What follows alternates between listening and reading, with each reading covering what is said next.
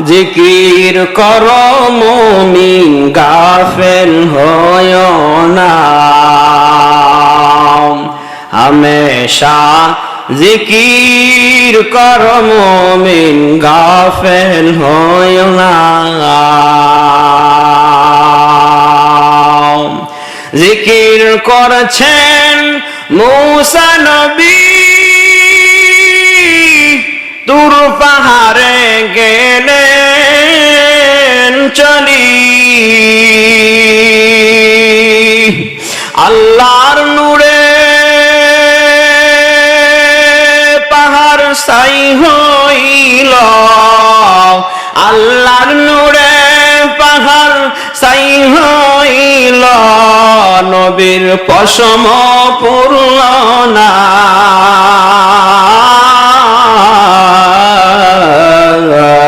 হামেশা জিকির কর মুমিন গাফেল হয়ো না জিকির করলেন ইব্রাহিম নবী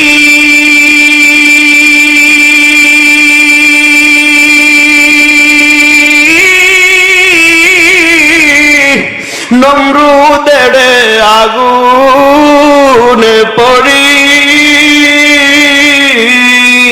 ওই আগুন হইল ফুল বাগিচা আগুন হইল ফুল বাগিচা নবীর পশম পড়ল না হামেশা জিকির কর মুমিন গাফেল হয়ো না আল্লাহু আকবার আরো জোরে আল্লাহু আকবার লা ইলাহা ইল্লাল্লাহ একটু খেয়াল করে শুনবেন এই যে লা ইলাহা ইল্লাল্লাহ আমি বলছি আপনারা একটু খেয়াল করবেন আমার ঠোঁট নাড়াবো না আমি ঠোঁট নাড়ানো ছাড়াই আমি লা ইলাহা ইল্লাল্লাহ পড়তে পারবো আপনারাও পারবেন দেখেন ঠোঁট স্বাভাবিক লা ইলাহা ইল্লাল্লাহ জানাটা আছে তো না লা ইলাহা ইল্লাল্লাহ লা ইলাহা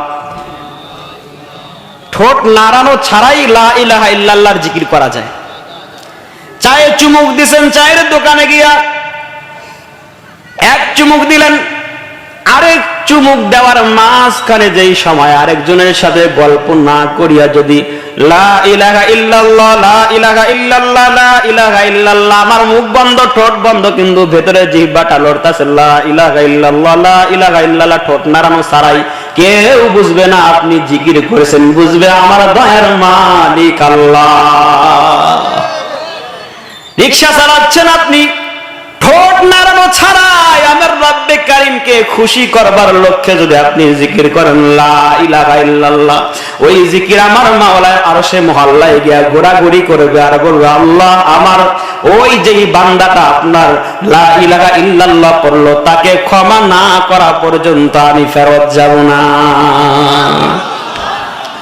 কি পরিমাণ এটার পাওয়ার আল্লাহ রাসূলের সাহাবী একদিন আয়েশা আল্লাহ রাসূল সাল্লাল্লাহু আলাইহি সাল্লামকে বলতেছেন ইয়া রাসূলুল্লাহ ইয়া হাবিবাল্লাহ ইসলামের অনেক বিধিবিধান এমন একটা আমল আমাকে শিখায় দেন যেটা আমি আমল করলে সহজে জান্নাতে চলে যাব আল্লাহ রাসূল সাল্লাল্লাহু আলাইহি সাল্লাম সাহাবীকে ডাক দিয়া বলেন আমার সাহাবীদি বেশি কোন আমল না লা ইলাহা ইল্লাল্লাহ এটাকে গলার মালা বানায় না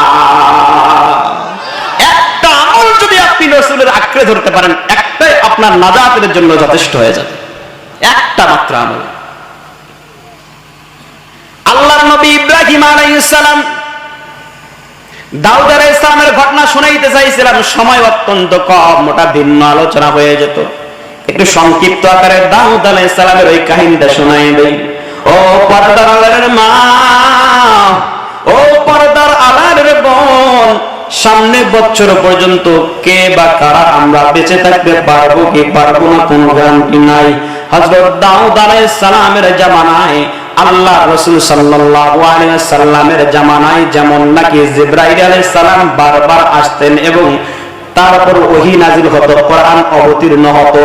দাউদ আলাইহিস সালামের কাছে মালাকুল মাউত আজরাইল প্রায় সময় আসতেন এবং দেখা করতেন। তো একদিন দাউদ আলাইহিস সালামের কাছে মালাকুল মাউত আজরাইল আলাইহিস সালাম আসছেন দেখা করবার জন্য।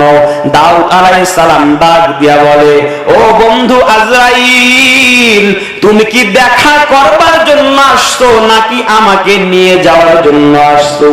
মালাকুল মাউত আজরাইল আলাইহিস সালাম নবী দাউদ আলাইহিস সালামকে বললেন যে আমি দেখা করবার জন্য আসছি, আপনাকে নেওয়ার জন্য আসি নাই, জান কবজ করার জন্য আসি নাই।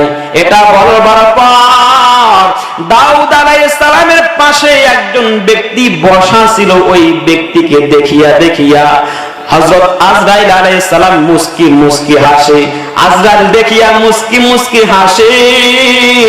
আর নবী দাউদ আলাইহিস সালাম ডাক দিয়া কয়, আজরাইল, তুমি কেন ওই মানুষটাকে দেখিয়া মুস্কি মুস্কি হাসো, বলা যাবে কি? নবী দাউদকে ডাক দিয়া বলে, ও দাউদ নবী, ওই যে মানুষটা আপনার পাশে বসা, কিছুক্ষণ পর তার জানটা কবজ হয়ে যাবে, কিছুক্ষণ পরে তার দুনিয়ার হায়াত ফুরায় যাবে, কিছুক্ষণ পরে তার জানটা আমি বের করে আনবো।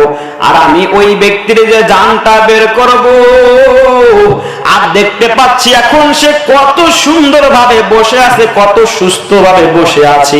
ওই ব্যক্তির আমি কিছুক্ষণ পরেই জান কবজ করবে, সে সেটা জানি না। আমি এটা দেখি আর মুস্কি মুস্কি মুস্কি মুস্কি হাসি। এটা বলবার পরে মালাকুল মাউত সেখান থেকে উঠিয়া চলিয়া গেলেন। মজলিস ওখান থেকে সমাপ্তি ঘোষণা করা হলো। পরের দিন যখন আবার দাউদ আলাইহিস সালাম মজলিসের মধ্যে উপস্থিত হয়ে গেলেন, যেই মানুষের কিছুক্ষণ পরে জান কবজের কথা আগের দিন বলা হয়েছিল, ওই মানুষও দাউদ আলাইহিস সালামের মজলিসে উপস্থিত। দাউদ আলাইহিস সালাম ওই মানুষকে দেখিয়া অবাক হয়ে গেলেন, আশ্চর্য হয়ে গেলেন। হায়, কি খবর? গতকালকে না মালাকুল মাউত আমাকে বলল তার জান কবজ করবে কিছুক্ষণ পর, এখনো তার কেন জানটা কবজ করা হলো না? কিছুক্ষণ পরে দেখা গেল মালাকুল মাউত আজরাইল উপস্থিত হয়ে গেছে। দাউদ আলাইহিস সালাম আগের দিনের মতো আবারও জিজ্ঞেস করলেন, দেখা করতে আসছেন নাকি জান কবজ করতে আসছেন? উত্তর দেওয়া হলো, দেখা করার জন্য আসছি। এবার দাউদ আলাইহিস সালাম আজরাইলকে ডাক দিয়া বলে, আজরাইল রে, ওই যে মানুষ যেটাকে গতকালকে জান কবজ করতে চেয়েছিলেন, সে তো আমার মজলিসের মধ্যেই বসা, কেন তার জান কবজ করা হলো না? রহস্যটা কি? মালাকুল মাউত আজরাইল ডাক দিয়া বলে, ও নবী, আপনি যেই প্রশ্ন করেছেন আমারও তো একই প্রশ্ন ছিল।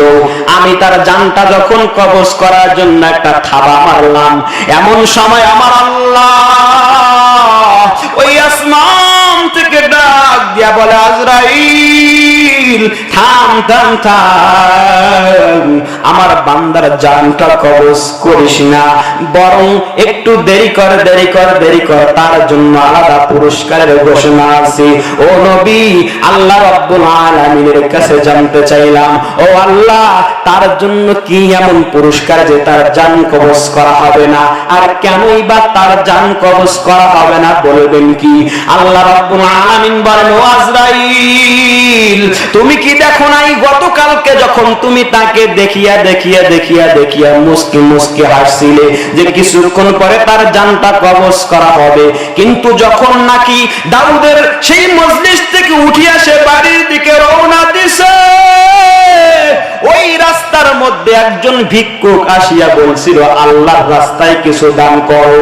ওই আমার বান্দার পকেটে যা ছিল বের করিয়া ওই ভিক্ষুককে যখন দিয়া দিল, ওই ভিক্ষুক দুই হাত তুলে আমি আল্লাহর কাছে বলে, ও দয়ার মালিক, যেই বান্দা আমাকে অভাবী হওয়ার কারণে দান করলো, ওই বান্দার হায়াতের মধ্যে আপনি বরকত দান করিয়া দেন। আমি রব্বুল আলামিন সঙ্গে সঙ্গে ওই ভিক্ষুকের দোয়া কবুল করে নিলাম, ওই দানকে কবুল করে নিলাম। ফলে ওই বান্দার হায়াতের মধ্যে এত পরিমাণ আমি বরকত দিয়া দিলাম, আজরাইল তাকে পুরস্কার স্বরূপ 60 বছর আরো বেশি হায়াত দিয়েছি রে। 60 বাড়াই দিছি, জান্নাতুল কবজ করেছি। আল্লাহ রাব্বুল আলামিন যখন নাকি পৃথিবীকে বানাইলেন, ও ফুলবাড়ির মুসলমান ভাই গো, ও পর্দার আড়ালের মা, ও বাড়িতে বসা ভাই, ও যুবক, দোকানের মধ্যে কেমনে আড্ডা দাও ভাই? এখানে যদি কোনো বড় ধরনের নর্তকী গায়িকা এসে নাচতো, ড্যান্স দিত, গানের বাজনা বাজতো, ঠিকই উপস্থিত হয়ে যাইতা। আমার রব্বুল আলামিন এই পৃথিবীর জমিনে মানুষকে পাঠাইয়া মানুষ যাতে জাহান্নামী না হয়, এই জন্য রব্বে কারিম বিভিন্ন ভাবে মানুষকে সঠিক পথের দিশা দেওয়ার জন্য বিভিন্ন আমল শিখিয়ে দিলেন। ওই দয়ার মালিক এত পরিমাণ মুহাব্বত করেন, ওই আলোচনায় গেলে আমি ঢাকায় আজকে ব্যাগ দিতে পারবো না। শুধু ছোট্ট একটা ঘটনা বলে এরপরে আর কিছু কথা বলি আজকে মুনাজাত করে দেব ভাইয়েরা আমার। ওই ইব্রাহিম আলাইহিস সালামের যে কথা বলেছিলাম, ইব্রাহিম আলাইহিস সালাম একদিন পাহাড়ের পাদদেশে, পাহাড়ের ঢালের মধ্যে বকরি চড়াচ্ছিলেন। বকরি চড়ান এমত অবস্থায় হঠাৎ করে একজন মানুষ তার সামনে উপস্থিত হয়ে গেল। উপস্থিত হয়ে বলে, আল্লাহু কারীম, আল্লাহু কারীম, আল্লাহু কারীম।